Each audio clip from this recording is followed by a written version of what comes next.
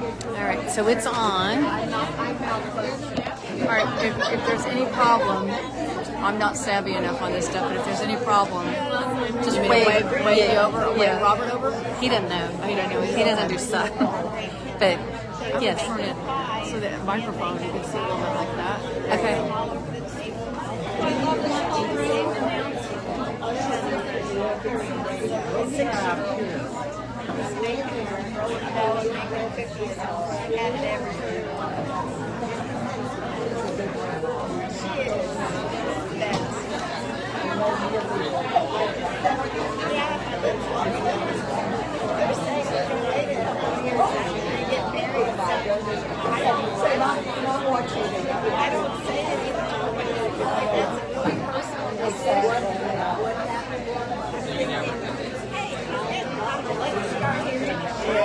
If you have an empty seat by you, would you raise your hand?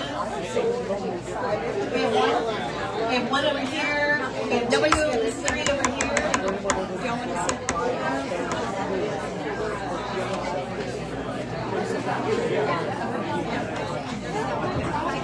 So if you're interested in purchasing, you have some here? No, we just had to put the Somebody's here. no, And we have sit back.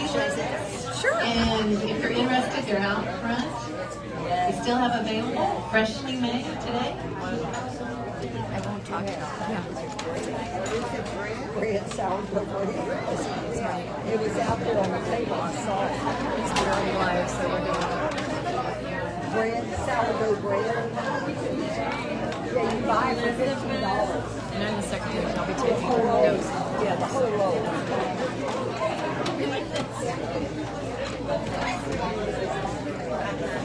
Can members order those name badges? I think they're 15 or 20 dollars. I think a little bit goes to the and the balance and stuff.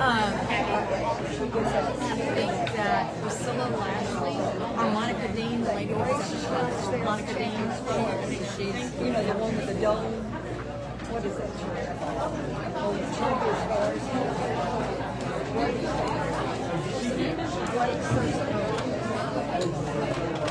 She was speaking.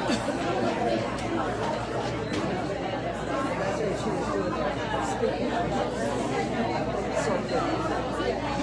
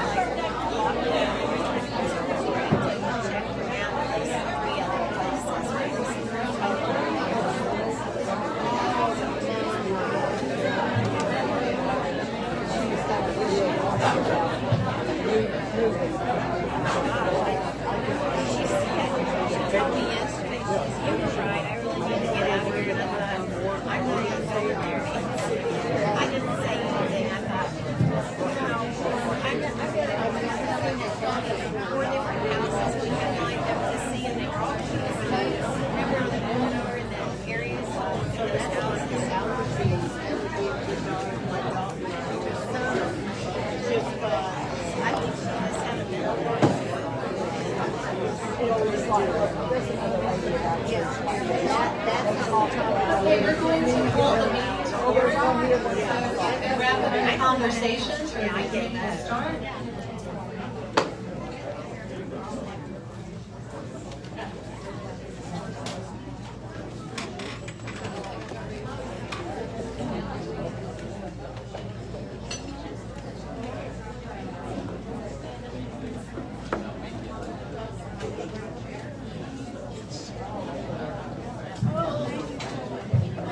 On some of the technology. We can go ahead and get started. Thank you for everyone for coming this evening. Can everyone hear? People in the back? You can't hear yet? Okay. So the people in the front are going to get it nice and loud. All right. So yeah, they'll close the doors. It helps with the sound outside. So thank y'all. Okay, that's as loud as it goes. All right, great. So we really appreciate everybody being here tonight. I just wanted to let you know that the Texas Truth Movement, our mission is equipping individuals with the truth for the world we live in today. And thank you for the, we have over 79 members and who have supported our group financially and are very highly engaged in our community. So thank you, each and every one of you who've joined to help us along. We hope everyone has recovered from Beryl. There's been quite a few things that happened in July. You know, when you sit down to think about what happened from just the beginning of July. We had an attempted assassination of the Republican candidate for president. The current president was forced to drop out of the race, and some of the most leftist communists are now heading the Democrat ticket, and our country really needs our prayers. So we're going to ask John Zelmer, he's one of our members, to come and lead us in prayers. So would you mind standing, and then we'll say the pledges right after that. And the pledges are right on the wall.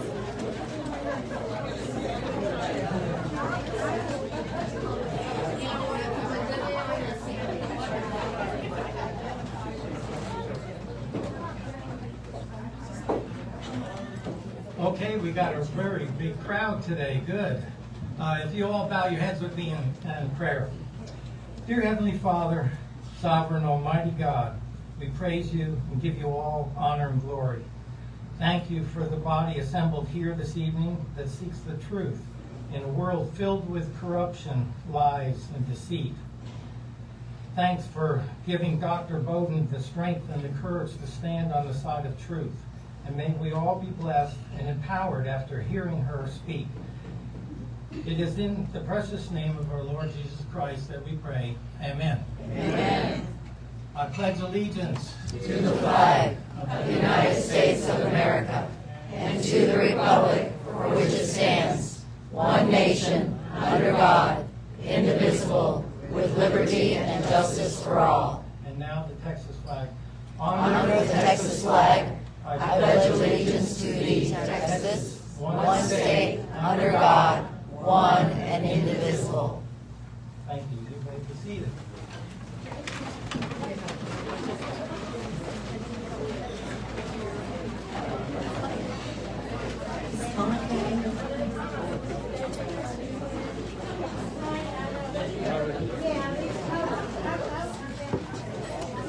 So, Madam Secretary Diana, do we have a quorum? Yes, we have a quorum. We have a quorum, so we are able to do our business for tonight. Are there any elected officials or guests in the room? How about precinct chairs? Do we have any precinct chairs? Oh, we do. We got one back there. Thank you. Any more precinct chairs? Thank you very much. Those are an elected official as well. And I'm going to just go ahead and announce the balance. I think on your agenda it had we had a different amount, but we did spend money today and pick up the printing. So now we have $2,724.62. We will now move to approve the minutes from June. Members were sent an electronic copy of the minutes this week. Are there any corrections or additions to the minutes? Okay. Seeing none, they are adopted as presented. I am going to just speak for a short time. Then we have two special members that are going to come up and share with you a little bit, and then we'll introduce our speaker. But I just wanted to remind everybody, this group is only 7 months old, and I think we're outgrowing this room every time we do something. It's getting a little squishy. But thank y'all very much again for being here. I wanted to recognize a couple members this month. Dr. Pat Huff, where are you, Pat? Okay. He went to the Woodlands and was invited to speak about the Texas school accountability system and how we got the school system we have today, a little bit of the history. And he worked with 3 or 4 other speakers that came in to share kind of with a lot of the people in Montgomery County about education. So thank you, Pat, for putting that together and all that extra work. And then I wanted to recognize Robin Talley. Robin's in the back there. She hosted and presented a lunch and learn. So she not only cooked the lunch, she also did the presentation. And who was there that night or that afternoon? So we had a small group, but we had a great presentation about China and America's Cultural Revolution. And Robin's very knowledgeable. She studies that topic. She's a great researcher. So thank you, Robin, for doing that. And how many of you, if we went around this room, are busy doing other things? When I talk to individuals in this room, I know there's a lot of highly engaged people. I know George wrote us a song about the presentation he had seen in the Woodlands and sent that to me. He had some interesting, great words that kind of captured what we're dealing with in the education realm. I know that we have Mariah today and Carrie, and we allotted them some time to come up, and they're with the Texans for Vaccine Choice. And how many of y'all are familiar with that group? Yes, if you haven't heard one of their presentations and all the information, it's very eye-opening, and I highly encourage y'all to get on their website, Texans for Vaccine Choice, and listen to them.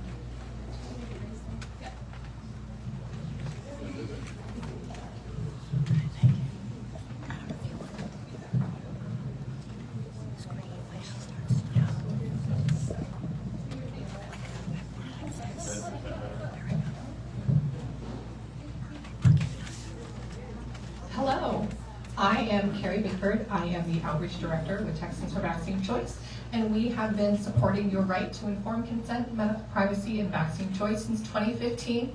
We are an extremely active organization with 2 arms that fight for liberty in different ways. We have our legislative arm, which goes to the Capitol, passes the bills. Last year alone, we passed 5 protective pieces of legislation, and we killed 3 really terrible ones. And then we took that momentum and we went to RPT and we got ourselves put in the top 8 legislative priorities, so we will get extra favor in committees next come legislative session. We are already deep in the thick of planning for next legislative session, so we have a very ambitious platform that we're presenting at the Capitol. And then we have our outreach arm, which goes in the community, provides vital advocacy support and education. We are literally building an army of grassroots advocates because we believe in you and your ability to make a difference. And if you are an advocate who's maybe struggled to be effective in your arena or cause, TFUC has a way to help you communicate, connect better to the people in your lives that you're trying to reach. So if you're an advocate who wants to make a real difference, TFUC has real training to help you do that. Everything that you do here is enhanced by our ability to help you communicate and connect better in those social situations about these polarized, politicized, and emotionally driven topics. Our volunteers, one of which is the lovely and fabulous Mariah, all over the state of Texas, hosting events, being at school board meetings, being at hospital district meetings, all over the place, being at meetings like this, like she often is on our behalf. If you want to be a part of that, or if you know someone who wants to be a part of it, or if you're a human who lives in a body and wants to maintain your voice about what happens to that body, medical liberty is for you. We're not here to judge or dictate your decisions. We are here to make sure that your voice in the conversation of you medically is never, ever silenced.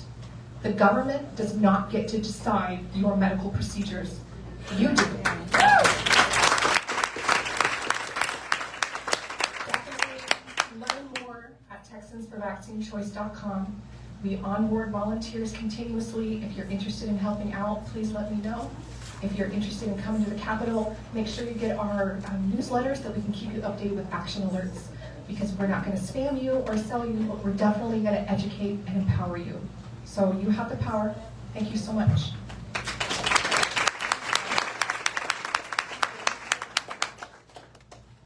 I'll just do a real brief.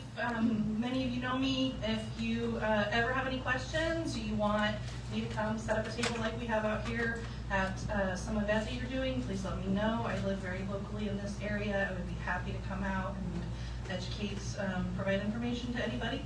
I'm really glad you're here. I'm going to pass the clipboard. If anybody would like to sign up for our newsletter, as Carrie said, it will be action alerts and keeping you apprised of what we're doing, both at the Capitol and around the state. If you don't, mostly email and your phone number and your name are what I need. So I'll pass that around. Thank you so much for being here.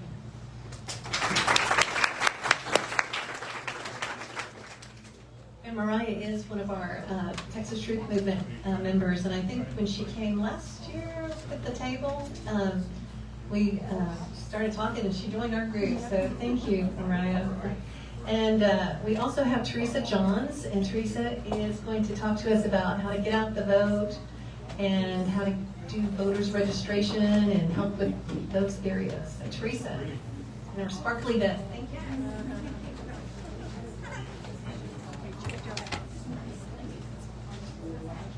So this is your get out the vote action plan. Okay, so the priority for the next 10 weeks is to register voters, and the deadline is October the 7th. So to do that, it's very easy to do. You can Zoom it now; it's all online. You would just register for that, go to the link, and you'll be able to take the Zoom class, and you'll get your certificate or your certificate within a week. And so what you do with that is you'll have to set up your own venue. So mostly they don't help you with that. So we would like you to register Republicans. Try not to go to Republican places, maybe. So that would be we've done it at gun ranges and our driving ranges. Sorry. Or any place you go to a store, you go to a fair. I think churches are a great place to do it. So if your church will allow you, not all of them do. But find out about that and see if you can, because you have 10 weeks, and I think many people think, well, we're Republicans, we're the responsible party. If anybody's coming from out of the county or out of the city, the first thing they're going to do is get registered. They're responsible, right? Well, not always. There's a lot of things that come in they get busy. So it's a good thing to do. And even if you register voters at your church, I mean, it's a good presence there. So even if they are registered, it's just that you're reminding them there's a election coming up that's real important, and it's been engaged with them.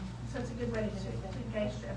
I've heard it said that if just Christians would vote their biblical worldview, it would be a slam dunk. But you'd be surprised how many Christians don't get engaged. So I know Bunny Pounds is helping with that with the Christians engaged, and now I just heard that Trump has ballots and believers initiative that's going on. So let's go. That sounds good too.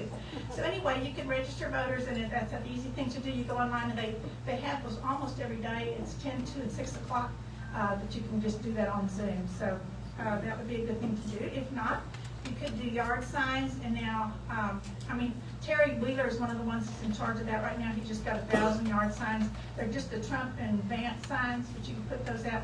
A good strategy for that, I'm thinking, I hope to do that in my neighborhood. You just go down your main drag there, and you cut every other house. The first people see. That would be a good way to do that. But you order those. They're like, depending on how many that you buy, the price can be like $5, but you need to ask for a donation, because some people, and you can set up a tarp on the weekends. We've done that before. Set up a corner, get you a tarp, send out signs, and people will come by. And about half of them don't pay anything, so they just want the sign for free. Well, that means the volunteer that purchased them, it's on their dime. So they do need donations. And then you can be helped with the new voter call, and that's what that is. They have new voters that come to town, coming in from other states, of course. And Robert Cardenas is the outreach director for Harris County Republican Party. And on Saturdays, he's setting up callers there. And he told me today they need 4,000 calls made. They have 4,000 voters. So that's something you can do, easy. Drive to Katie and help with that. And then there's also you could do a networking initiative. And that's something that Bill Ely is, and maybe many of you know him, he's grassroots coalition that's got started. And so one of the things he's doing is this initiative. What that is for you to pick like 10 or 20 or 50 people that are friends and family, and you're going to make a spreadsheet for them, and they're going to track them during early voting to see if they voted. They're not going to, and I think, the people that are bigger peeps, they don't mind if you're checking that they voted. What you'll do the first 5, every day the Harris County posts that, who has voted and who hasn't. So you need their BUID number. But after the first 5 days, you can check who hasn't voted, and then after the next 5 days, you can check on that, and then just make sure everybody gets out to vote. So that's something you can do, help with that too. So they'll help you with that, and if you do it with the county, it's a little bit, you have to get the BUID numbers. If you go with, let's see, it's Fired Up to Vote. So fireduptovote.com, they will help you set that up on your computer and everything, and help you with those BUID numbers and make it a little bit smoother thing to do. So that's one thing to do. So after all those things, I have a clipboard, so on either end. So if you look at it, and if you want to get connected to some of these things you want to do, you want help with, if you'll give me your name, your phone number, your email, I'll get you connected to someone that can help you with it. And also at the end of it, at the bottom of it, you'll see there's 2 real important websites. So one is Northwest Harris County GetOutTheVote.com. That's fantastic. That's Bill Ely's, and it's his Northwest Harris County Grassroots Coalition. And what they have there, anything you're interested in. Let's say you're not interested in these things I've said, but you might want to have a meet and greet. You might want to have part of a Trump train, or get a Trump flag, or a block walk. That's really needed. Or just driving voters who can't get to the polls. That's something maybe you could do. Well, you can choose whatever you want. There's a coordinator at the bottom of the page, and give them a call, and they'll help you with it. So the bottom of the clipboards that I'm passing around has GetOutTheVote.com, Northwest County, and then it also has Fired Up to Vote, and that's a real good one too. So 2 real good ones. So I'd love to help you get connected in some kind of way, and everybody can do something. So if you just give me your name and that, or check out that Harris County vote and find out. Thank you so much.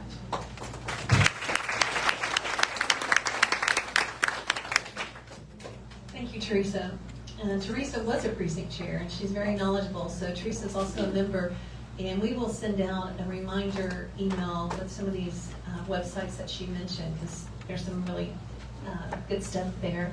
And I just wanted to make an announcement. They do have Adopt a Precinct program. If you're ever interested, I'm going to adopt a precinct. I have a precinct chair, but I have a precinct. They assigned me out in Tomball. So my job is to help that precinct get a precinct chair. But they also send us lots of good information. So if you're interested and want signs for certain people, the West Side office, do y'all know what I'm talking about? It's a little office that has all, it has Cruz signs, Trump signs, various candidates. It's open, it's on the Katy Freeway, and it's August 1st, which is just a day or so away. They will start passing out the Trump signs and all of that. So if you want to get some of those, it's off of I-10 over there on the west side. So tonight we're going to be listening to Dr. Bowden, who is fighting some of the biggest entities in Texas. And the corruption is very deep in the medical field. And I'm kind of curious, Dr. Bowden, when you were doing your presentation, how my state representatives have responded to your situation. I have Dr. Oliverson as my House rep, and Betancourt is Senate District 7. And who else do we have? Sam Harless. We have Harless. We have Valerie Swanson is a member here. The guy Schofield. Who else do we have? We have people from Montgomery County. Who do we have out there? Cecil Bell. Steve Tove. So any of these names, if they ring a bell, we're wanting to know what they're like. I don't know, how many of you were sort of devastated with your experience in 2020, how it changed you tremendously? I think that's why we're here today. My husband and I, we were like most people, just raising our children, busy doing life. And in 2020, when they locked us down, forced the mask, his job was, the forcing of this vaccine. We were having to make that decision. What's he going to do? We weren't going to take it. So it became very important. It was kind of like, okay, they wanted me awake. I'm very awake. And what I realized was it was a lot of conservatives out there were feeling just like I did. The leftists weren't bothered by all this, but we sure were. So one of the major things that still stands out to me is how we kind of found each other, like-minded people. You'd be talking to a friend, they say, hey, you sound like my friend Jolene. Hey, you sound like my friend over here. And then I just know that this room is filled with a lot of like-minded people. So today, as I was driving around, Dr. Bowden, I started thinking about what's our fight song. I'm an Aggie too, so I have a fight song here. And one of the songs that came up to me was I Won't Back Down. So you know that song? It says, well, I know what's right. I got just one life and a world that keeps on pushing me around. But I'll stand my ground and I won't back down. And I want y'all to meet. Priscilla's going to introduce our next local hero here. So thank you.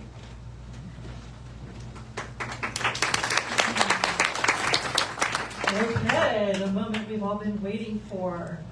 As Marianne just spoke about, I think it's a pretty safe bet that most of us are still feeling the effects of 2020. Not only did we witness tyranny imposed upon us by our very own government, we watched hospitals and doctors completely go rogue, dismissing their oath to do no harm, refuse ivermectin to their patients, and fall right in line with an agenda to push harmful vaccines to the masses. Dr. Mary Talley Bowden, an ENT in Houston, was targeted after speaking out against prescribed protocols for treating COVID and the experimental vaccine. She has been a target of the Texas Medical Board, the FDA, Houston Methodist Hospital for her early treatment of over 6,000 patients with COVID, despite her treatment record recording 0 deaths. Woo! The results highlight the effectiveness of the protocol in direct contrast to the protocols the hospitals were using. The protocols the hospitals were using are connected with countless deaths, hospitalizations, and adverse effects and turbo cancers, according to the government data found on VAERS, which is the Vaccine Adverse Event Reporting System. We are so grateful to have a warrior in our midst who was not afraid to speak truth no matter the cost. Please help me welcome Dr. Mary Talley Bowden.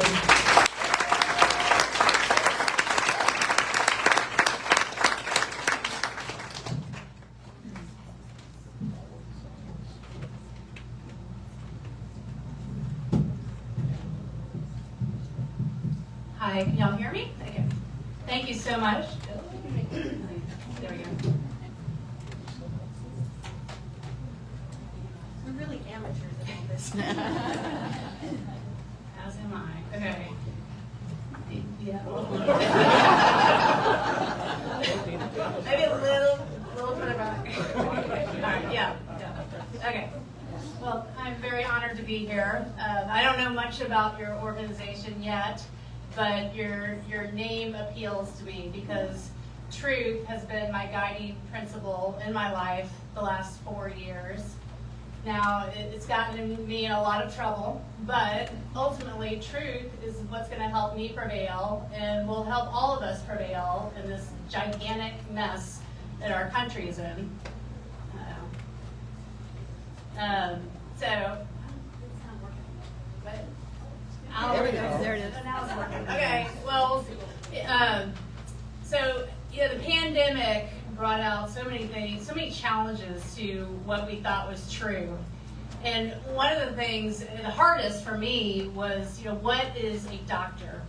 And because doctors are actually more diverse than you might think. On the surface, we're defined by our specialties, but each specialty attracts a certain type of personality. Like a trauma surgeon has a much different personality than a pediatrician. We're also defined by how we practice. So a doctor who is in academics is far different from a doctor like me who doesn't want anybody telling him what to do. But one thing that I thought we all had in common was very basic, and that is putting patients first and following the Hippocratic Oath.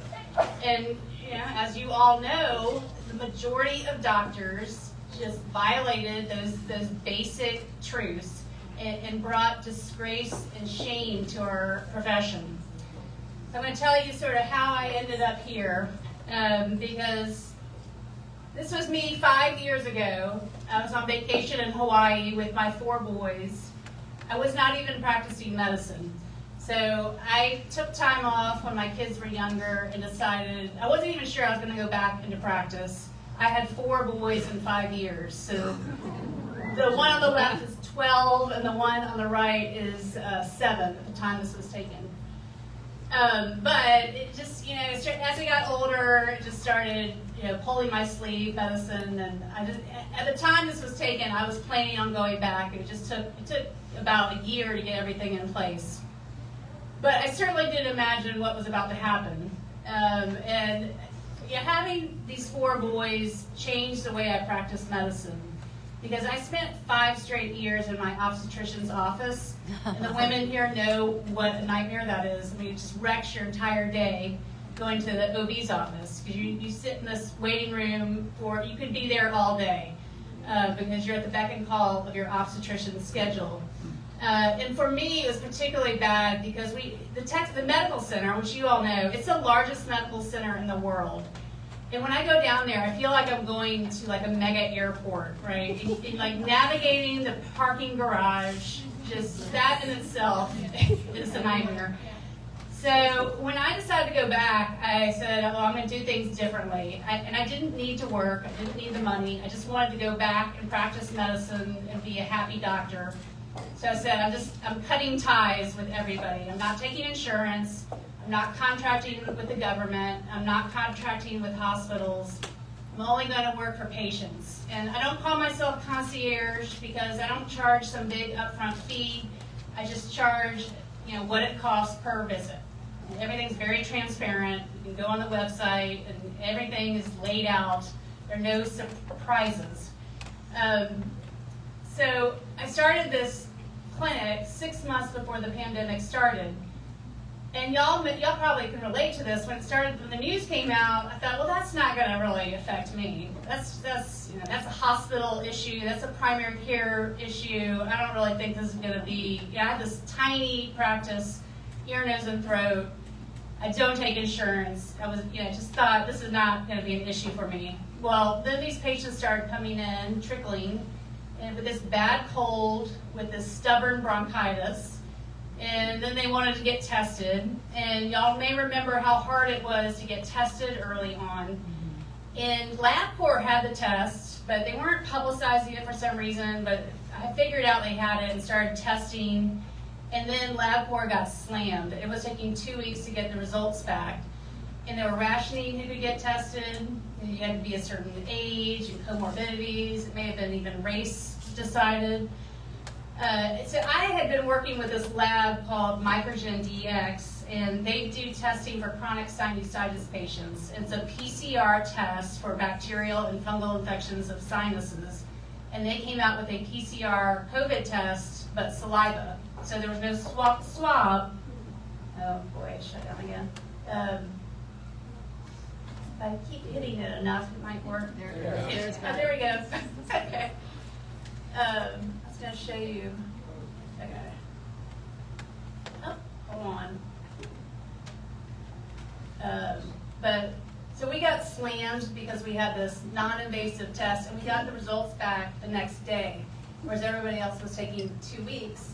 And I remember, I actually got COVID at the beginning when we were testing, and I remember using hydroxychloroquine, and it worked very well. but the Texas State Board of Pharmacy put out some sort of proclamation that doctors could not prescribe hydroxychloroquine for COVID. This was really early on, and I took that at heart. I didn't challenge that. I just thought, well, okay. And so I did things like breathing treatments and steroids and antibiotics, but people really weren't seeking me out for treatment. They were going to their primary care doctor, or they were going to the emergency room, and I was doing primarily testing. And then monoclonal antibodies came out, and those, I mean, I was able to order from the manufacturer as many doses as I wanted and get them all the next day, and it was great. And they worked really well, and we didn't ration them. You know, other places were saying you had to be a certain age and all that. We just offered them. I think we charged $175. It was a little IV treatment. I hired a bunch of nurses. We were open 7 days a week, and we did that. And that was wonderful. But then the government started taking over distribution of monoclonal antibodies and became harder and harder and harder to get. And that's when I turned to ivermectin.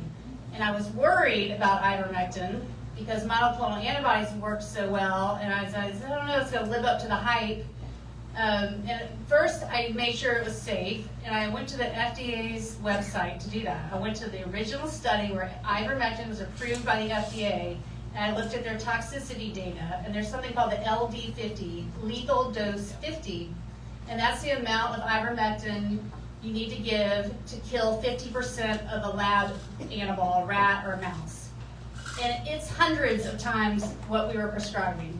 And then I went and did a literature search trying to find accidental or intentional overdoses from ivermectin. If you do that search for Tylenol, you will get loads of information, loads of studies. I couldn't find a single study for ivermectin. So once I was assured it was safe, and then I started using it, and I was nervous, but I found it did work just as well as the monoclonal antibodies. I think the monoclonal antibodies worked faster in most cases, you know, in general. But I was still able to keep people out of the hospital using ivermectin. Okay, I feel like I've gone off track, but let's see. I think I'm just going to do it without the slides. But then I started having patients with the whole COVID shot. You know, I had privileges at Houston Methodist. I'd never stepped foot in there. I just had them as a just in case I need to admit somebody. I never used the hospital. And I had all these patients coming to me very distraught over the mandates. And because I was doing so much testing, I was able to see that the shots weren't working.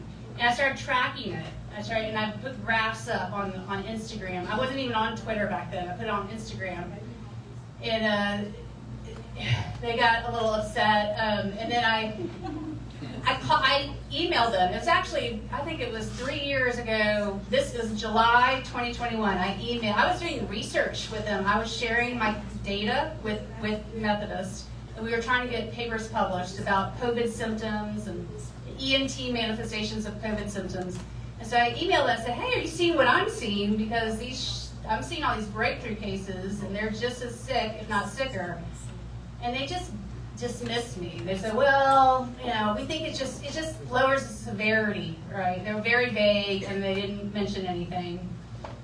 Well, so then the fall of 2021 is when everything really got bad. I don't know if y'all remember that, but this was 8 months after the COVID shots had already come out. So we were supposed to be seeing all these people doing well, and I have a graph on here, but you can just see it's the biggest surge of the entire pandemic was 8 months after the shots came out. And so I started when Methodists ignored me, I started speaking out on Twitter, and I had 100 followers. I did not have a lot of followers. And I was very conservative compared to what I say now. I said things like, ivermectin works, and I said vaccine mandates are wrong.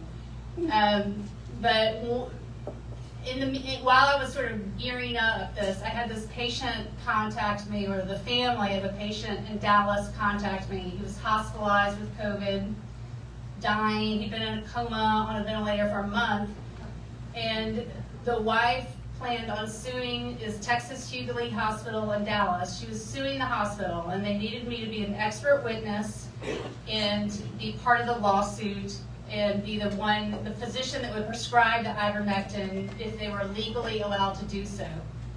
So I agreed, and I testified, and Senator Bob Hall testified with me. He was in on that too. He has been wonderful. And we won. We were told that yes, you can. They were supposed to grant me temporary privileges, and I would write the order for the ivermectin. Well, the hospital immediately appealed, and there was all this confusing back and forth, delays, and my lawyer said, yes, we're a go. I send the nurse to the hospital. I had to find a nurse in Dallas. They wouldn't use one of their own nurses, so I had to recruit somebody, a volunteer, to go in the hospital and give it to them. And she goes to the hospital, and administrators and the police are there. And there apparently, we at the time we didn't know there was a stay on the order, but we didn't know that. My lawyers didn't know that, and the patient never got the ivermectin. The wife was luckily allowed to be by his side, and she is amazing. She has 6 kids, and she was by his side every day, and she was rubbing ivermectin on him. I did not prescribe it, but she found it, and she was rubbing it on him. And he did make it out of the hospital eventually, but unfortunately, I mean, he lost half his body weight in the hospital, and he never fully recovered, and then he eventually died about 6 months after getting out of the hospital. But that, so that got me on the radar of the bigger people. And then with Methodist, on one day, I tweeted out the same message 25 times. I just said vaccine mandates are wrong, and then I put a screenshot of a patient testimonial saying that, the tragedies or the agony of having to wrestle with this mandate situation. I did it on 25 times on one day. 3 days later, I got a text message from a reporter at the Houston Chronicle. And he said, Dr. Bowden, is it true that your privileges have been suspended from Houston Methodist Hospital based on comments you've made on social media? And I did a double take. I had no idea what he was talking about. And so I go to my email, and they had suspended me. And then I go to Twitter, and they're tweeting about me. And they're saying that I've spread dangerous misinformation, harmful to the community. And my world shifted at that point, because I was really... I was unknown. I was, I was just a tiny doctor. And I spent the weekend in the fetal position, not knowing what to do. And friends told me, well, hire a lawyer. So I hired a lawyer, and then I hired a PR person, and I decided to fight back. And so I hired Wade Dolcefino. And Steve Mitby was my lawyer, and we held a press conference to try to get my side of the story out.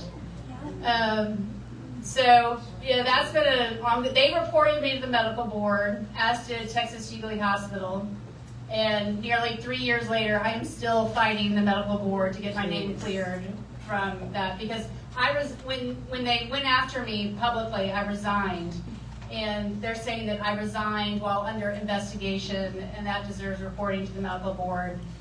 Not taking it out of the context of, I resigned because I was publicly attacked.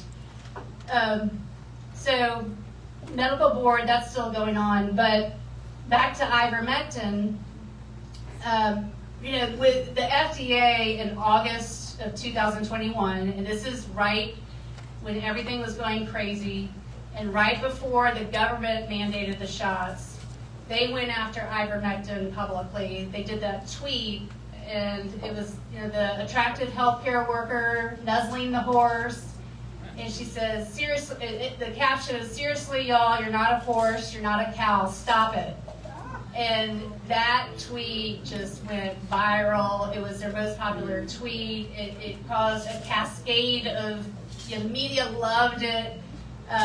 But it gave justification to the hospitals, to the pharmacists, even to judges, to courts. And the FDA gave everybody the impression that they had the authority to tell people what to take for certain diseases, to tell doctors what they can take, what they can prescribe. I mean, even 2 days ago, I talked to a pharmacist, and he's like, well, I can't dispense ivermectin because it's not approved by the FDA. Well, that's absolutely false, because maybe half of the medications we prescribed are off-label. But the FDA, by doing that tweet, they gave the false impression that they could dictate that. So we sued the FDA, myself and 2 other doctors, and it was a battle, 1.5 years, but we actually won.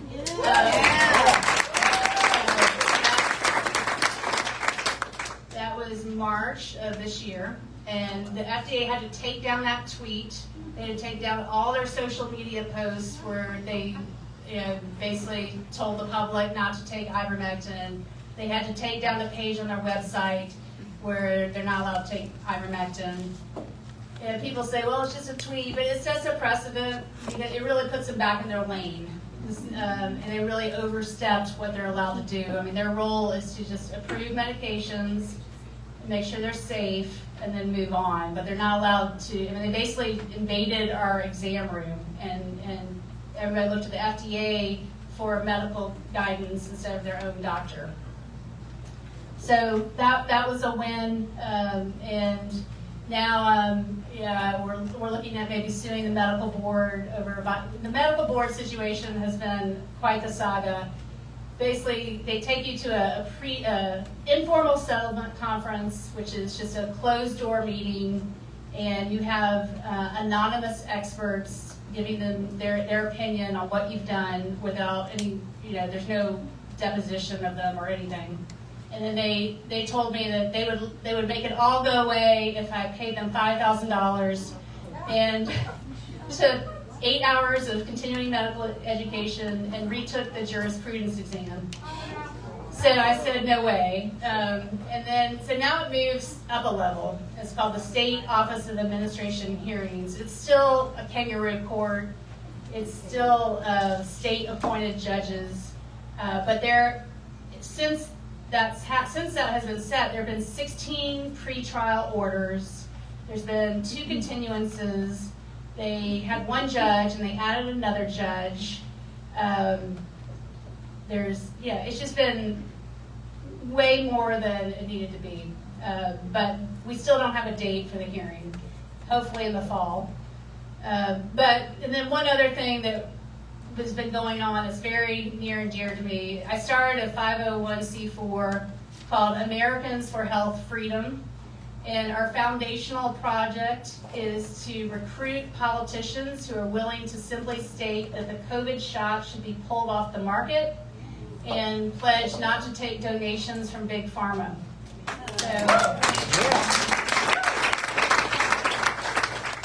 I have the list on here of the Texans who have signed on to this, if I can get it going.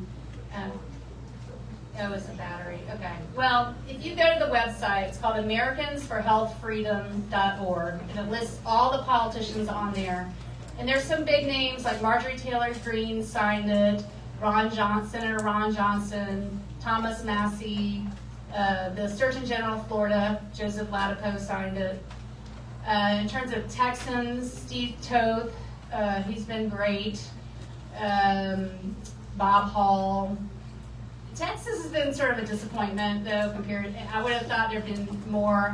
Dr. Oliverson knows about it and is very quiet on it. Dr. Oliverson's campaign treasurer is the head of the Texas Medical Board, and Dr. Oliverson took $1,000 from Pfizer recently. So I don't know about Dr. Oliverson.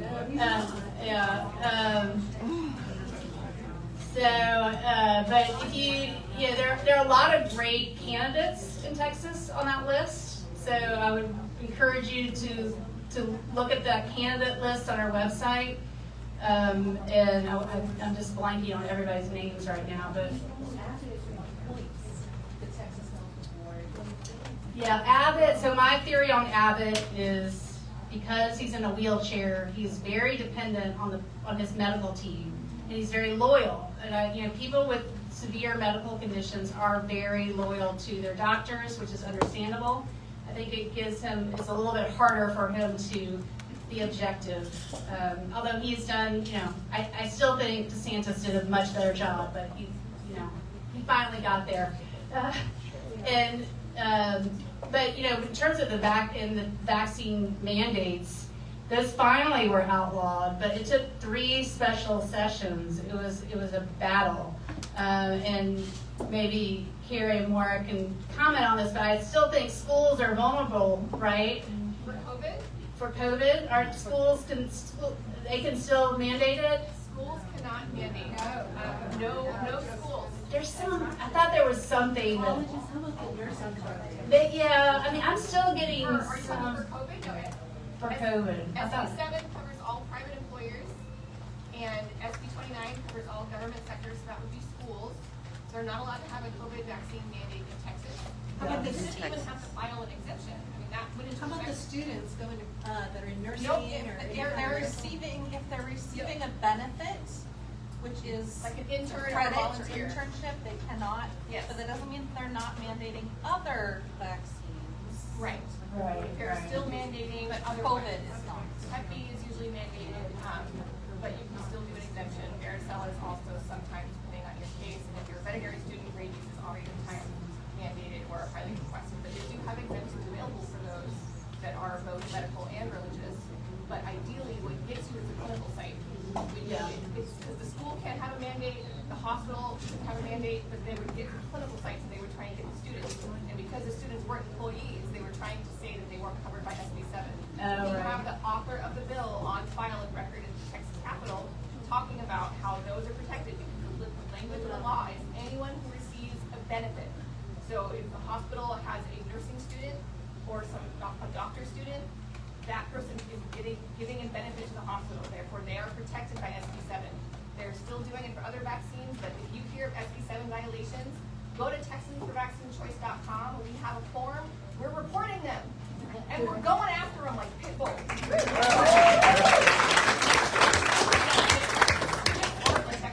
I want to say one more thing about Texas. The Texas Medical Association is the largest medical association in the country, and they cannot be trusted.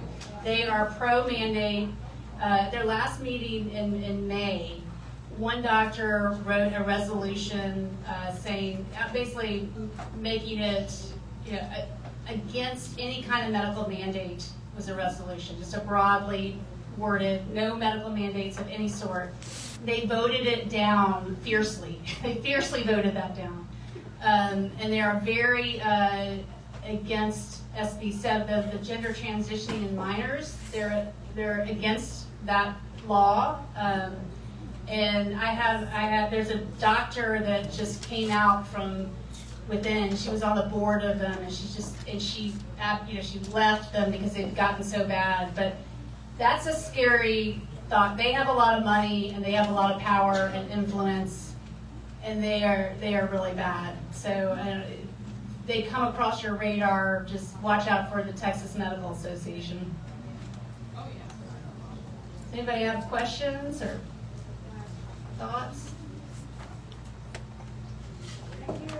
Back here.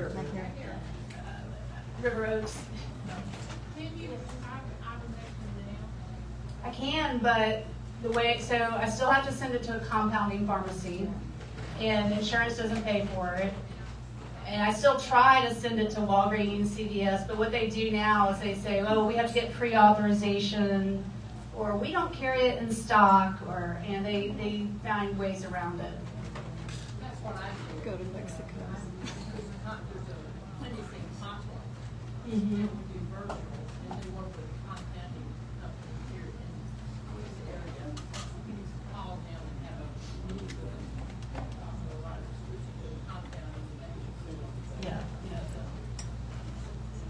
And COVID's ramping up, and what I'm seeing now is a lot of flu, like fever and body aches is the big thing.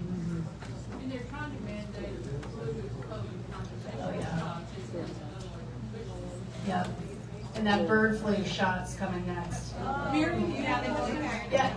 What about medical protocols? When you go into the hospital, is there a set protocol, or can you as a patient say, no, I want this or that?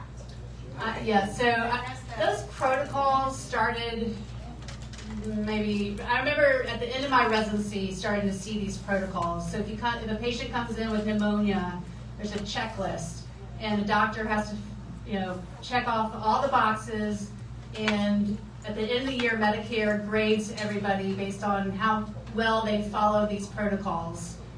And that started 20 years ago, and now, as we saw in COVID, it's just crazy. It's taken over.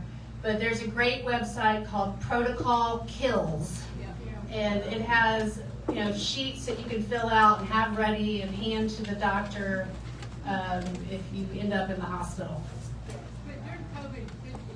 There's a couple people back there, and then we'll let you go back. Are you aware if, like the shots that they recommend for older people, such as shingles and pneumonia shots, the flu shot has the mRNA? I don't know, and I will never get another shot again because I don't trust them.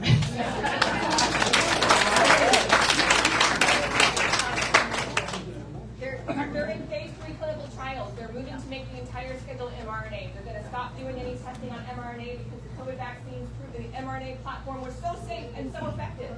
The regulatory capture issue is huge. They're wanting to make the entire schedule mRNA. Faster, cheaper, and more dangerous. They want it. Be guarded. It's not here yet, but it will be. George and then Robert. Now, I heard when you were first. Wait, George and then Robin next. Okay, when I first heard your name in the news, there's other physicians. Dr. Hotze was speaking out against it. In fact, he had a compounding pharmacy where you could get the ivermectin and the hydroxychloroquine, which I'd heard and researched, which they tried to shut down for us doing your research. That, horse dormer, no. Yeah, if you take it in a huge dose, yeah. But a human dose, it worked. Yeah, and we are giving higher doses than what you would normally give for a parasite, I will say that. But like I said, I looked at what dose is dangerous, and we were far, far below that dose. Robin, I had a question about bird flu. I know it's like the next pandemic, but the monoclonal antibodies, would that be something to institute again if we have that? And what about ivermectin again and hydroxychloroquine? Are those on board for any of those for treatment? They should, because they work against RNA viruses. And monoclonal antibodies are like giving a very specific antibiotic. That's how I look at it. It just neutralizes that certain strain. And I found them to be very safe. I didn't have any issues with them. So I would entertain monoclonal antibodies for bird flu. Thank you. Hey, Dr. Bowden. I've been to your clinic before. I'm a PhD toxicologist, but speaking of trust, if I want to go to medical school, who do you trust, right? So I got at A&M veterinary school. This is where I did my toxicology degree. But I would like to go into medicine mostly because, like you, it's hard to know who to trust. And right now, if I go to a doctor, they've got to be, there's an age limit, I don't want young doctors. I don't trust them. And so I was wondering, what would you recommend someone apply if I was going to apply? Which I plan to, but I don't know where to go. I don't have a great answer for you on that. I don't know. In the whole U.S.? I can count the number of doctors I trust on two hands, so I don't know. I guess you could just keep your head down low and keep your eyes open and just get through it. Yeah. Any school, right? It's all going to be the same. Yeah, so I did residency. I did 2 years in Galveston, and I did 3 years at Stanford. And I thought that Stanford was going to be just awesome. I thought it was, but UTMB was much better. It was just more, it's the biggest prison hospital in the state of Texas. And they would bring all the prisoners down, they'd bus them down, and they would throw, my first day, they threw me in a room with a bunch of prisoners and had me remove lipomas all by myself. So I would, search out something like, don't go for the you know, the big names. I would get something, you know, less well-known, but more hands-on. Would you tell us about one of your Twitter accounts? You said how much money you would have made. Okay.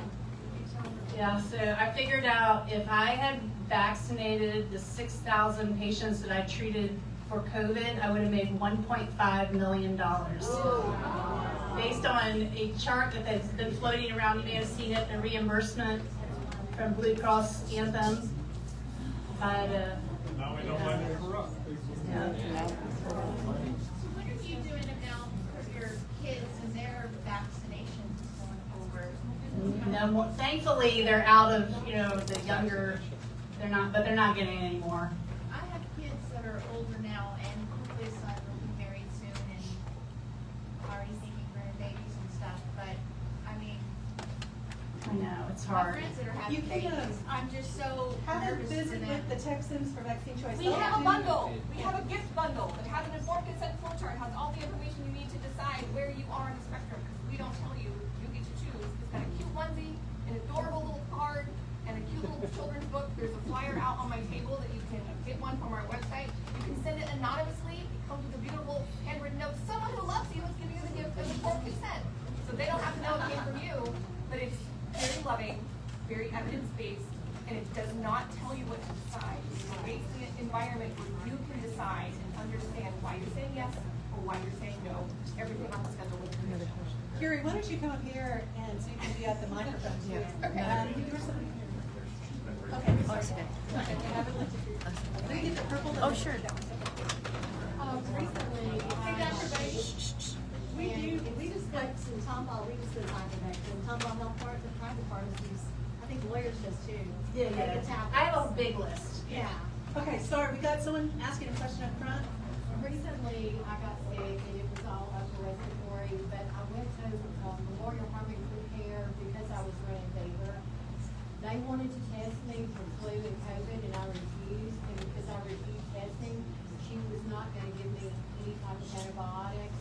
That all they gave me was a Finnegan cough syrup and a nasal spray.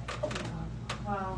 It's sad, but I'm not surprised. Yeah, but a friend of mine happened to have a Z-Pack, and they gave me the Z-Pack, and Well, and a great resource if you're stuck and you can't find help, myfreedoctor.com.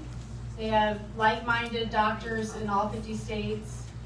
It's a telemedicine service. It's free. They just go by donations. I know a lot of patients think that if a doctor suggests something that they have to do it, and that is not true. Okay. No, I mean, did you think that way 5 years ago?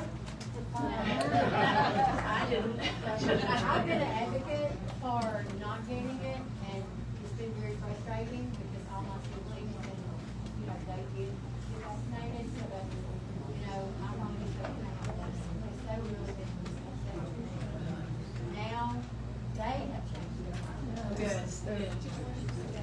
I wondered if you had seen, we overheard that pediatrician office, general practitioners, if they got a certain percentage of their client base to get it, that they would get a bump up in cash, like 80% or something. Is that That's true? what I was talking about. It's in black and white.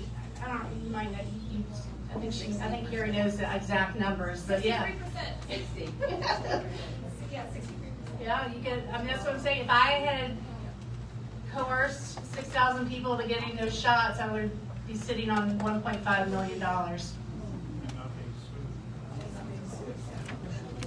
Okay, the lady in the t-shirt back there? Just really quickly, also, I wanted to address the protocol question earlier. In addition to what Dr. Mary said, and she was absolutely, Dr. Bowden, sorry, what Dr. Bowden said very correctly, during COVID, there was CARES, right? So the federal money set aside. So in order for the hospital system to get that federal money, they had to follow the NIH protocol, which did not allow anything other than remdesivir, Paxlovid, and, venting, right? They didn't even do breathing treatment. They didn't even do breathing treatments. They would leave you in a room to die, and that was because if they went outside that protocol, that hospital system then had to own all the liability.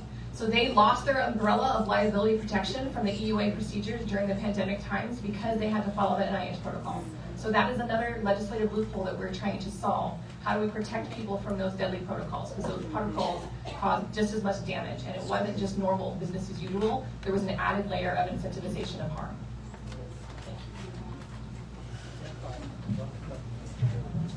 Lady in the white t-shirt back there? I'm not sure if this is for Terry or for Dr. Wood. I homeschool my grandson, I've done for the last almost 2 years now, and his father is opposed, my daughter and her husband are divorced. He wants me to get all the vaccines, he's like, no way. He wants to be in public school, no way.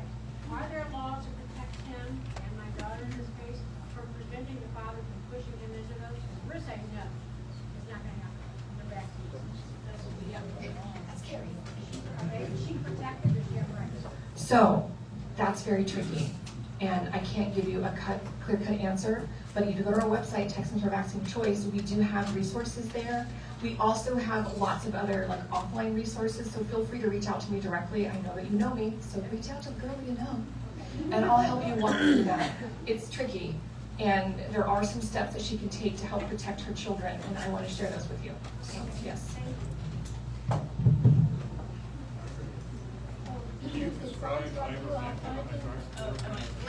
Ladies first, then you.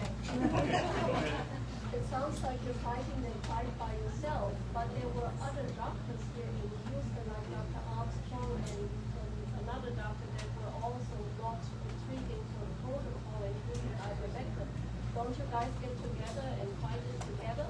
Yeah, but we're still tiny compared to how many doctors there are out there. But yes, I mean, it's brought me together with a larger group, and I'm now a member of FLCCC, and I'm on the board of the Vaccine Safety Research Foundation. So it's brought me together with a lot of people, but we're still a tiny minority.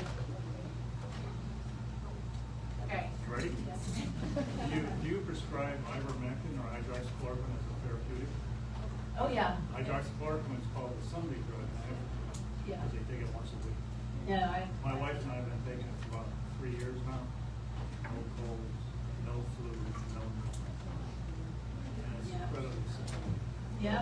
No, I tell people I have a harder time with antibiotics in terms of side effects.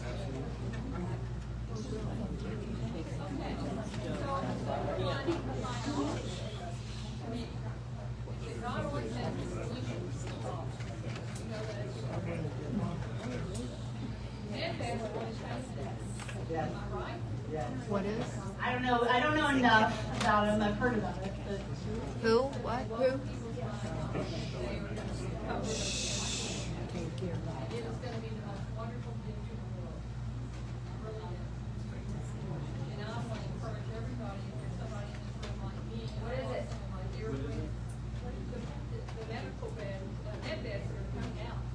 What?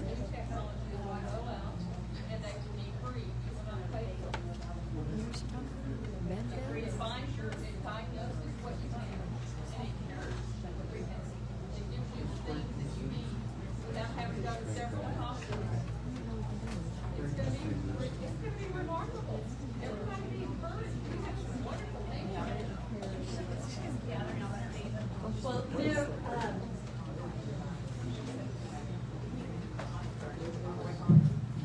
the one thing we're always concerned about with technology is we know who big tech is, and we know who big pharma is. And so, everything that we do, I think for the last few years, what woke us up is that we are looking at things so differently. All my doctors were over here at Willowbrook Methodist, and when you started seeing the lying and the discrepancies and all that stuff, I mean, one of the first things we did was pull out of that. Of course we have, who cares about insurance anymore? Insurance is like worthless. And, finding doctors that don't take insurance and treat you, and they're not dependent on doing what the insurance company says. I mean, I'm 64, I keep getting all that mail about Medicare. I'm scared to death of Medicare. I don't want to have anything to do with them, the government. And, I was going to ask you, how about all the military men that were forced to get the vaccine? All those young men are fighting Navy SEALs. I mean, the airplane pilots, That's where Priscilla and I went to a meeting back in 21, and we didn't really know exactly what we were going to, but it was all United Airlines and their pilots fighting the forced vaccine. You know, and you think about when you're up in the air and you're flying with these people that have all taken these vaccines, you know, that makes that airplane ride a lot more scary. Raise your hand if you know somebody that was injured by the COVID shots. Good Lord, I mean, wow. I had a patient today, she said that she had 4 young men in her family under the age of 35 that had myocarditis from the shots. One family, 4. So my big push is get these shots pulled off the market. Everybody wants to move on. Very annoyed with the GOP because they're not talking about this, right? They're trying to sweep it under the rug. And I'm not against Trump, but I'm not going to just be quiet for the sake of Trump. Yeah, if you can love your congressman, please do. You can send them a link to my website, and the momentum has kind of died down on getting more signatures, but last time I checked, we had almost 300, and people from all over the country. And the politicians who signed are very passionate about it. So we can get them into office. I feel like it's a litmus test, right? If they can see that, then they've got common sense, which is a lot more than most. Yes. On the myocarditis, how strong now is literature or evidence to really start to link all that together with young men? There are over 3,000, not just myocarditis, but there are over 3,000 studies showing vaccine injury or injuries from these shots. And I'm not sure exactly how many myocarditis, but there is tremendous amount of evidence. And then I looked at my new patient appointments in the 2 years following the COVID shots. 7% of my new patient appointments were people with injuries from these shots, which is unheard of. I mean, anything else would have been pulled off the market a long time ago.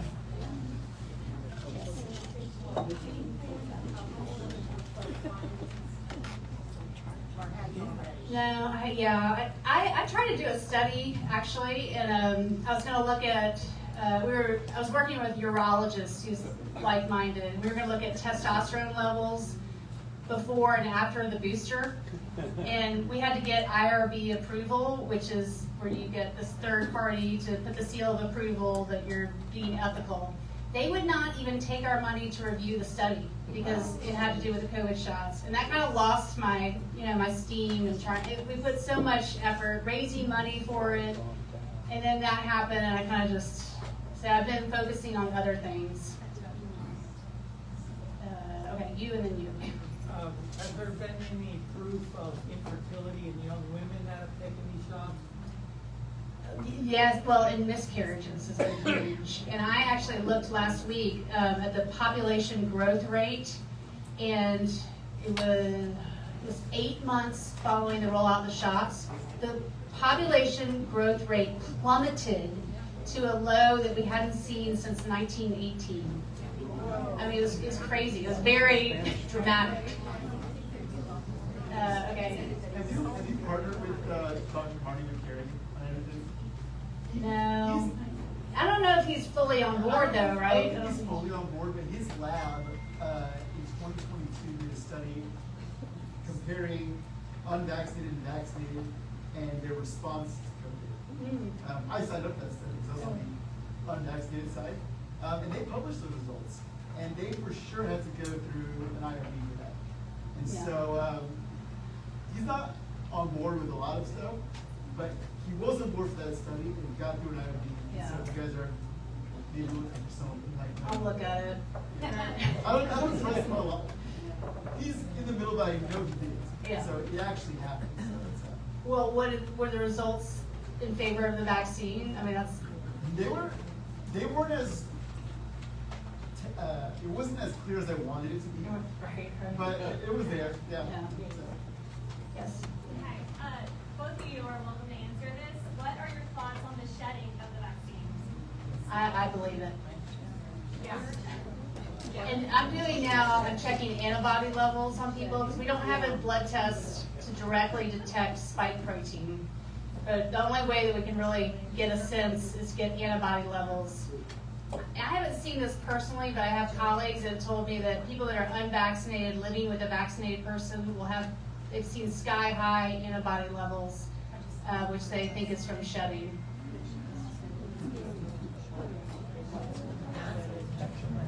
And also, shedding was acknowledged in July of 21 when Dr. Rochelle Walensky, the former head of the CDC, she came out and that was why she changed the direction. Instead of people being vaccinated to be mask-free, she changed it for them, everyone to require a mask regardless of vaccination status, because studies had shown the truth, which is that a recently vaccinated person has 52 times the amount of viral concentration in their mucosa in their nose than someone who is unvaccinated and symptomatic.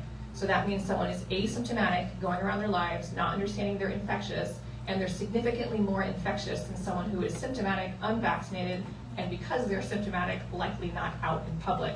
So it created the issue of asymptomatic carriage that they used to shut down the world. Like they made that true through their foolishness. So that happened too. Yes, there's definitely shedding.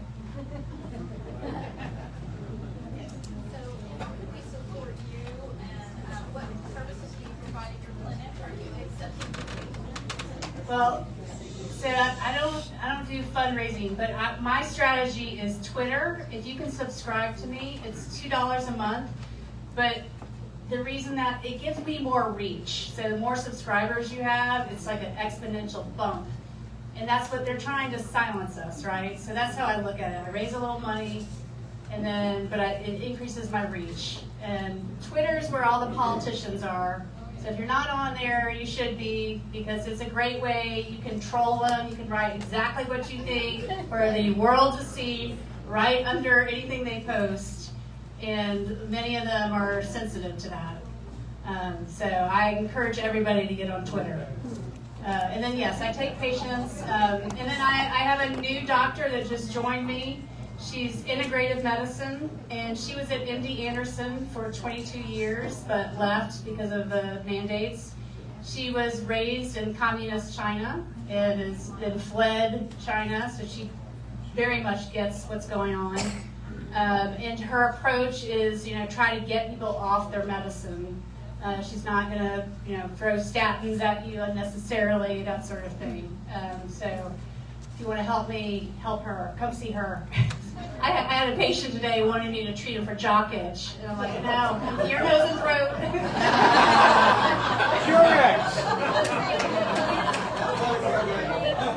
Her name is Dr. Winley Liu, L-I-U.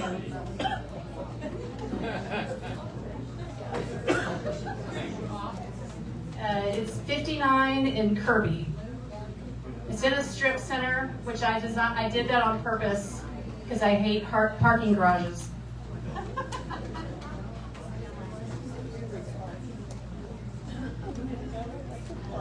So Donna, you told me you invited Dr. Tom Oliverson, our representative, right? And he didn't show up tonight. We know our Senator Betancourt got an invite. And Valerie Swanson is one of our reps, and she's a member too, so her team knows about it. But we were curious on how their reaction. Silence. Yes. And so those are things that, Donna said, I'll invite him, I'll personally contact him. So I want y'all to know that this is who are our representatives, and they need to know our feelings, our beliefs about this, because it was the conservatives that were just thrown to the wolves. And I think a lot of us became really good friends because we were listening and finding each other out there. So thank you. I know that a lot of people are here because of you. And I'm on Twitter, and I became on Twitter a couple of years ago. I had gotten off, but I got back on, and you're right. I was listening to somebody today said it's a strategy because your message is repeated. And unlike you, I only right now have like 100 followers. But I do know when friends of mine that in the Dallas area, they'll say, we're going to do a Twitter war and we're going after these politicians. And we're just little moms out there doing this, and they hate it because we're getting the message out, and we're just grassroots, and they know it, and then they contact people, stop the moms from doing this. I want to comment on that because Biden spent $11.5 billion on social media influencers during COVID to convince people to get the shots.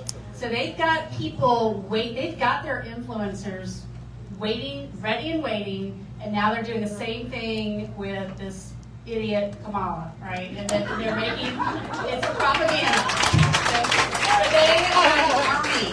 So they are already armed and ready with these social media influencers, and they know how to do it, and they're very slick at it compared to. No, I think they're totally brainwashed. I think most of them do. I think some are just brainwashed. The news. Right. You know, where we get our information. We knew early on, we could not, I mean, I stopped watching Fox, everybody. We can't trust them. And now they got us in a hard spot because now there's more people, we don't have anybody to trust. And we're getting our information just from wherever. And I think some of the people that, like you, that were up front are the ones that we're turning to because we know we were lied to by so many people. But information is going to be the hottest commodity because your friends will say X, Y, Z. I mean, we can't change people's worldview. I mean, there's half the world's out there thinking this other group is people to vote for.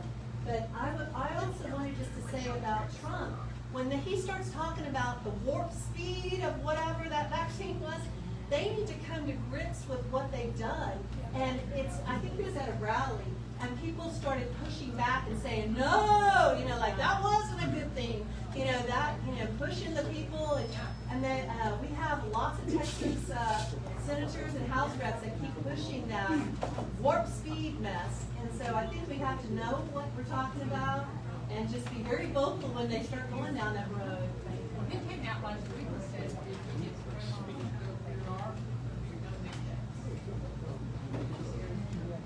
But eliminating mandates is not enough, in my opinion, at least for this thing, for this it's a bioweapon.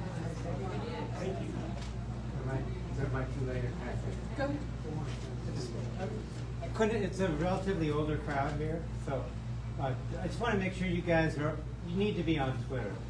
Okay, if you're watching Fox News and all that, you're just lost. And it's not for social media and entertainment, really. Actually, if you just papers and stuff, people ask some great questions. Have you seen any study? I would imagine Mary would find any study on there if she came across it on Twitter with like-minded individuals. And you just have to curate your feed. You got to go through and curate who you listen to. Twitter, X, whatever, yeah. And so over the years, I know I've got people that from the drop called all this in 2019. So there are people out there, and you got to follow them and curate, because some people are sneaky and they are actually tools of some propaganda. But if you're not on Twitter, I don't know, I guess you can do either nothing, but don't sit and watch Fox News like my mom does it. That's just ridiculous, because they hate you, and they're trying to mislead you ultimately. So, thank you.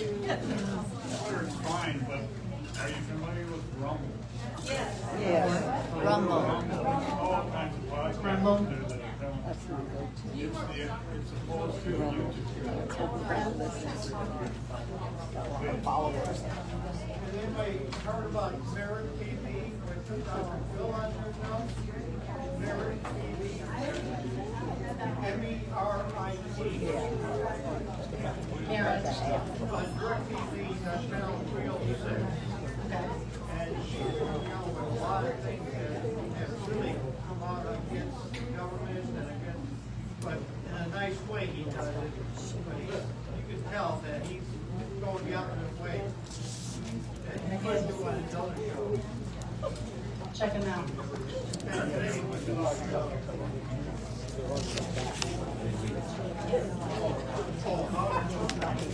And it can go to the line with the news media amplifies what they say.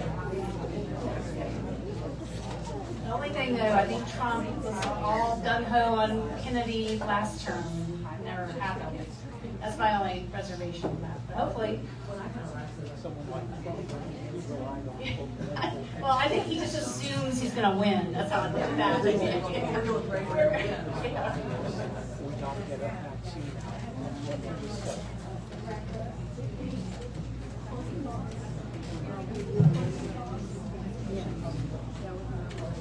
Just make sure to be on your guard. The first step to getting the pandemic started was the PrEP Act Declaration. Okay, the PrEP Act Declaration is what set in motion the process that led to the EUA vaccines, that led to the horror show we find ourselves in now. A few days ago, our government filed a PrEP Act Declaration for avian flu. So they are beginning to push. The time to back down is not now or ever, probably ever again. We need to continue to be vigilant. TFEC is doing all that we can to try and protect us as a community. Moving forward next year, we're going to expand on existing laws and propose new ones, and we would really love your help in passing those laws. So if you're not on our newsletter, make sure you join our newsletter so that you can stay up to date on action alerts and make sure to protect your rights. This is your life and your freedom, and we need your help to defend it. Thank you. Thank you so much for coming out tonight. Can y'all give Dr. Bowden a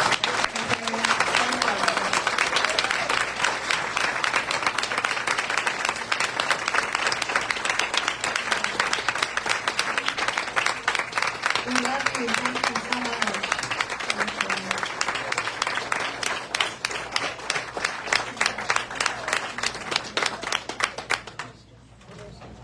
Thank y'all so much. We have a couple last minute things that we want to share with everybody. And you're kind of the whole reason that we have the Texas Truth Movement, Dr. Bowden. We're into finding the people that are speaking up, the little guys fighting the big Goliaths out there. We have a couple committee chairs that wanted to share for a couple minutes. So they're going to tell you a little bit about what's going on in our group.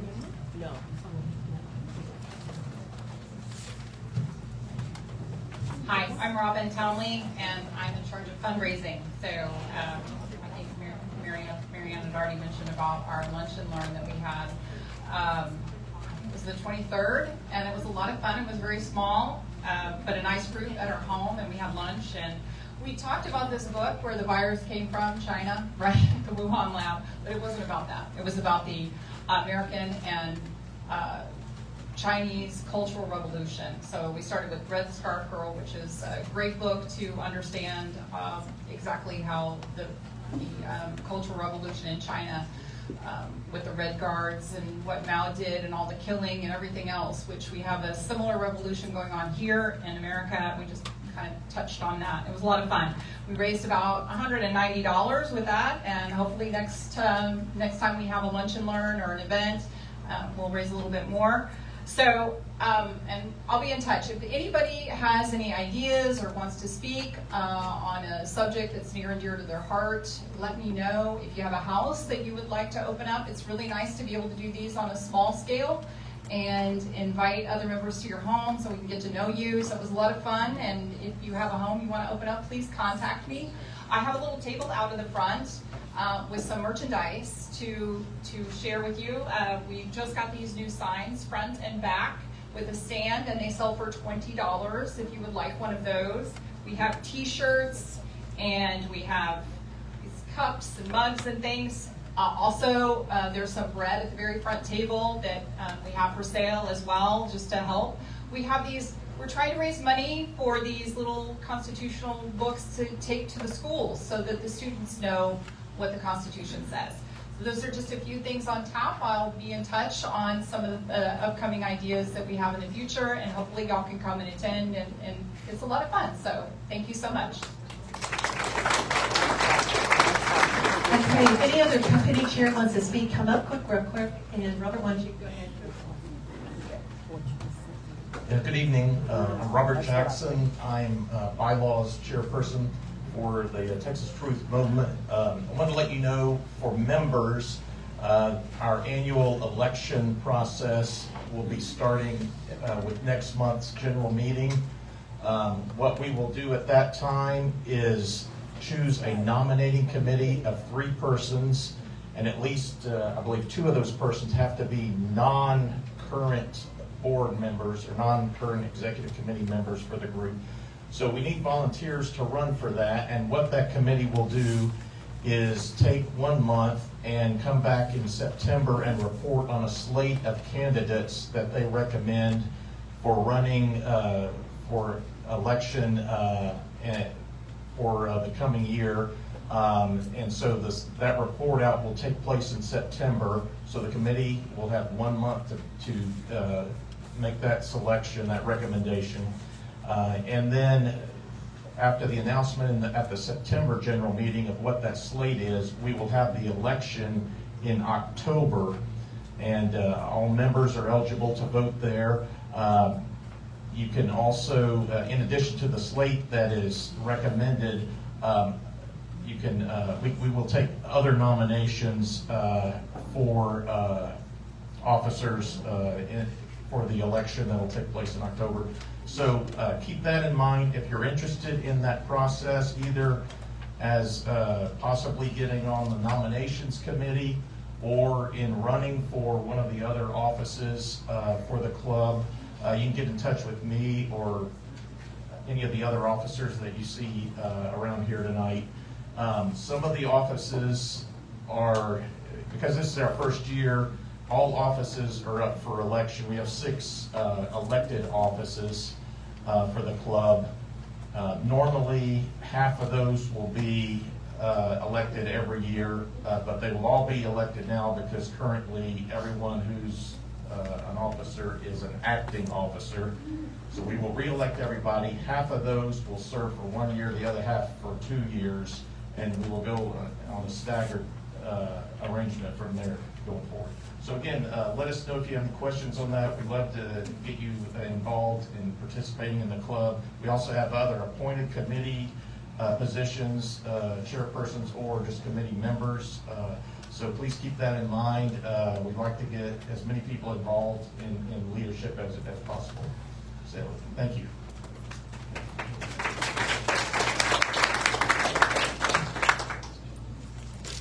Robert.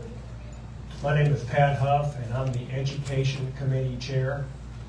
And one of the other reasons, other than medical, why TTM exists is over education issues.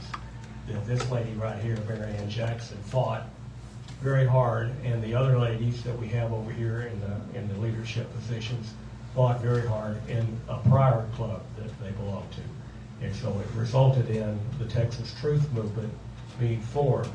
And so it's a privilege for me to be the Education Committee Chair. And what we try to do is stay active at the local level and the state level.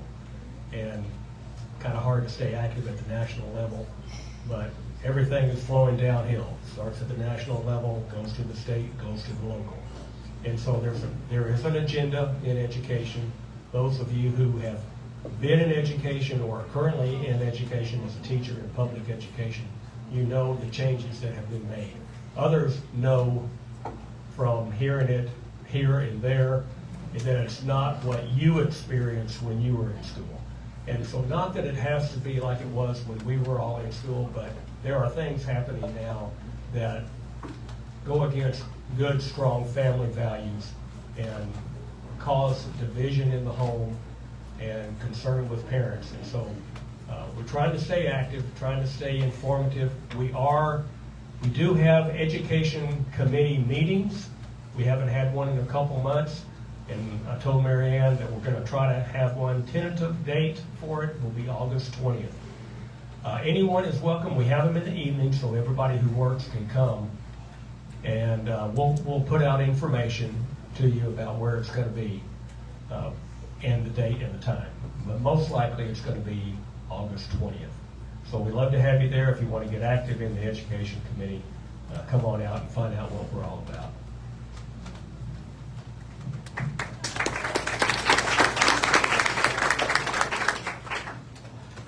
Hi, I'm Dawn Cox, and I'm going to give you the legislative chair update. I'm going to give you my phone number after I'm done, so that if you want me to send this to you, you'll be able to text me right away, and I can send you a PDF version of this.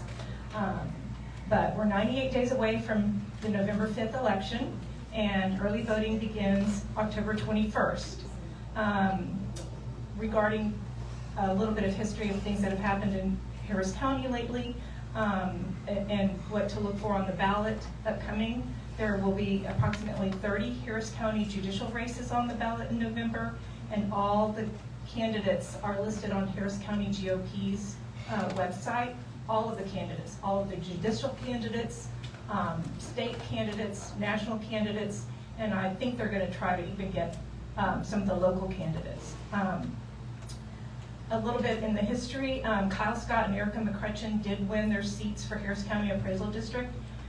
Kyle Scott sends out an email update. He sent an email about he attended his first meeting and there was no quorum. And then he sent an email out at the next meeting where there was a quorum, and he gave a little bit of a rundown of the decisions they made and of how he voted on them and how other people voted on them. It's very interesting. I think you should write to him, vote for Kyle Scott at gmail.com, and get on his emailing list, because it's just, I just think it's very eye-opening.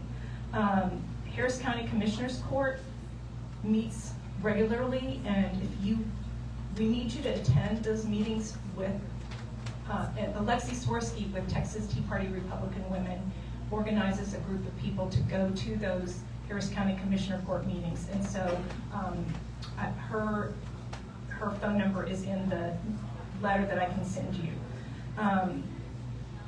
Klein ISD is going to have 3 school board positions on the ballot in November, and I know that Tomball ISD has a few, and I'm not sure about Side Fair. Okay. In Texas news, I just wanted to remind you that we did have 8 legislative priorities, and they're listed on the letter that I can send out to you. Sorry. Yes. Thank you. And I really appreciate what Teresa Johns said earlier. She was the one that spoke about the Fired Up to Vote and the other things that you can do to help get people registered and encourage them to vote and vote all the way down the ballot. Teresa, can you shout out your contact information so that we can, or you feel sure we're going to send it to? Okay. So I just want to reiterate those very important things that Teresa talked about. I am hoping that people will prepare to vote, and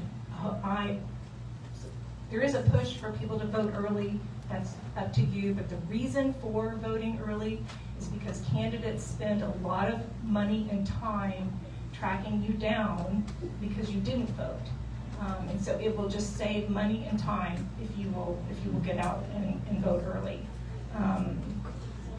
Let's see. That's it. That's what I wanted to talk about. Oh, my name is Donna Cox, and my phone number is 281-705-9065, and I can send this to you right away. Otherwise, Mary Ann will send it with other documents later.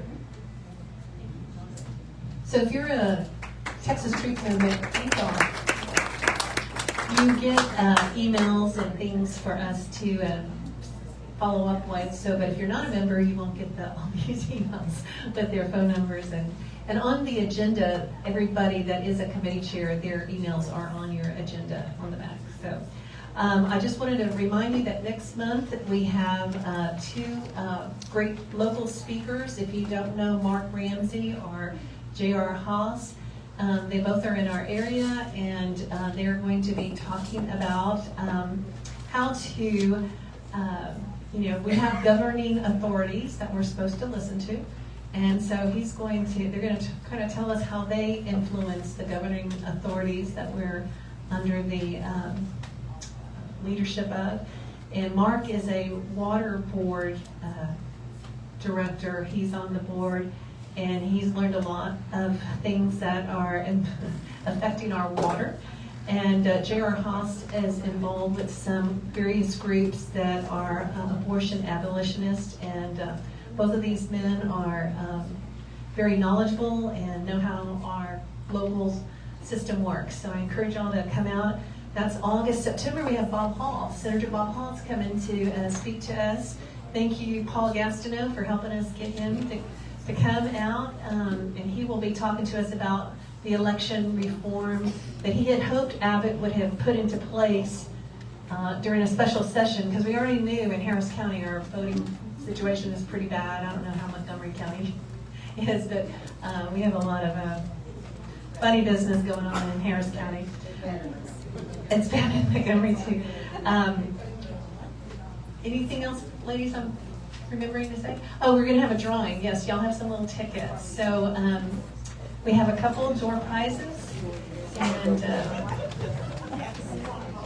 do you want to get one of the volunteers, guests, to pick up the There's rumors that come election day, the Republicans tend to vote for a day off. Yes, we have two bags up here. Yeah. No, I think so. So on. 9739. Early so that we can avoid. Last three digits. 9739. Last four digits. Oh! Okay, Donna, if it's not one of these, we have one more. It's going to be crash. Or war. Okay, we'll let you pick one of those. 9770.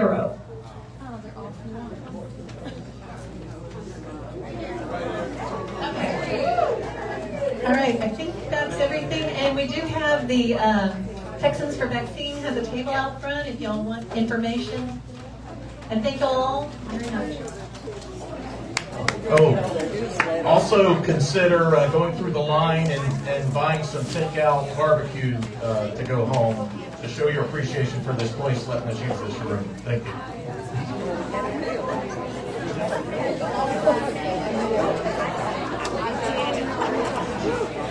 That